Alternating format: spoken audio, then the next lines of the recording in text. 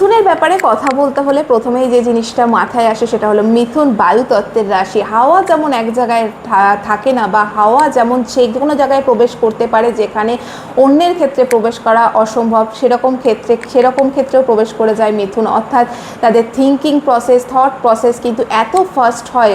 এদের রুলিং প্ল্যানেটও বুধ, তো সেদিক থেকে দেখতে গেলে এদের একসঙ্গে একাধিক জিনিস এদের মাথায় চিন্তা ভাবনা আসতে পারে, যার জন্য অনেক সময় এরা মাঙ্কি মাইন্ডেড হওয়ার কারণে, কোনো জিনিসে এদের স্টেবিলিটির অভাবের কারণে, ইন্টেলিজেন্সি থাকার সত্ত্বেও, ইন্টেলিজেন্ট হওয়ার সত্ত্বেও এরা কিন্তু লাইফে সেভাবে ফেম পেতে এদের অনেকটা সময় চলে যায়।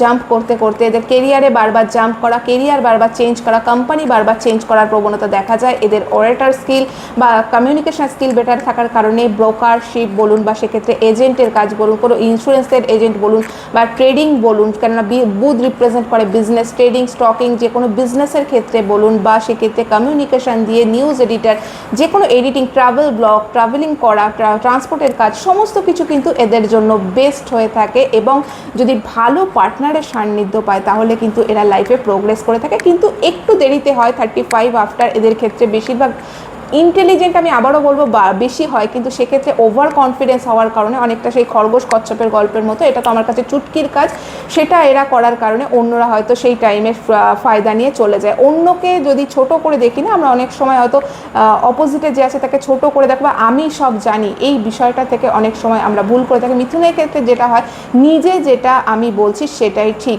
এবং সেটা চাপিয়ে দেওয়া বা জিদ একটা তাদের মধ্যে তৈরি হয়ে যায় যে এটাই মেনে নিতে হবে। তো সেই বিষয় থেকে কিন্তু অনেক সময় অপোজিটের যে ব্যক্তি বা যে রিলেশনশিপেই থাকুক না কেন, তার মনে হতে পারে যে আমার কথার কোনো প্রায়োরিটি নেই, সেদিক থেকে কিন্তু এদের ব্রেকআপও অনেক সময় বারবার হয়ে যায়, এবং ক্ল্যাশেস সেই জন্যই লেগে থাকে। প্রফেশন, যে কোনো কিছুতে স্টেবিলিটি থাকা, পেশেন্সের অভাবের জন্য মাঝপথে প্রজেক্ট ছেড়ে চলে যাওয়া, এদের কোন কোন ক্ষেত্রে, film industry, music industry, editing করা, সমস্ত কিছুর ক্ষেত্রে, বা প্রচারক, যেগুলো আমি আগেই অলরেডি কভার করলাম, সমস্ত কিছুতে কিন্তু এদের প্রোগ্রেস হওয়া সম্ভব। তবে গতানুগতিক একাডেমিক এডুকেশনে এরা বিশেষ কিন্তু